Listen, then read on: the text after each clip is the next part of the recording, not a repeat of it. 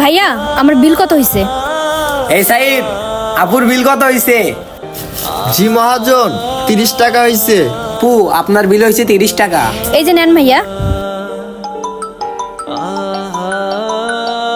Hello বাবা। হ্যাঁ মা, তোমার পরীক্ষা কেমন হলো?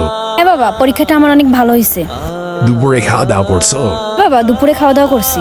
আমাদের কোম্পানি থেকে দুপুরের খাবারটা ওনারাই খাওয়াইছে, গরুর মাংস দিয়ে দুপুরের খাবারটা কমপ্লিট করছে। হ্যাঁ মা, শরীরে যত্ন নিও। ঠিক আছে বাবা। কি ব্যাপার, হোটেলে খেলো আলু ভর্তা দিয়ে আর তার বাবার কাছে বলতেছে গরুর মাংস দিয়ে খাইছে। আপু, কিছু না মনে করলে আপনাকে একটা কথা বলতাম। হ্যাঁ ভাইয়া বলেন।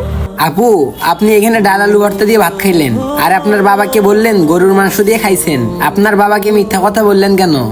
আসলে অনেকদিন হলো অসুস্থ হয়ে আমার বাবা বাসায় পড়ে আছে। আমি যদি এই মিথ্যা কথাটা বানিয়ে বানিয়ে না বলতাম তাহলে বাবা মনে মনে খুব কষ্ট পেতো আর আমাকে নিয়ে অনেক টেনশনে থাকতো। আপু, আর একটা কথা, আপনি যে ইন্টারভিউ দিতে গেছিলেন, আপনার কি চাকরিটা হবে? না ভাইয়া, আমার জবটা হবে না, ওনারা আমাকে আগে থেকে নিষেধ করে দিছে। কেন আপু, আপনি ইন্টারভিউতে ডেকেননি? না হলে আপনার কি কাগজপাতিতে সমস্যা আছে? না ভাইয়া, আমার কাগজপত্রের কোনো সমস্যা নেই। তাহলে যে বললেন আপনাকে রিজেক্ট করে দিয়েছে।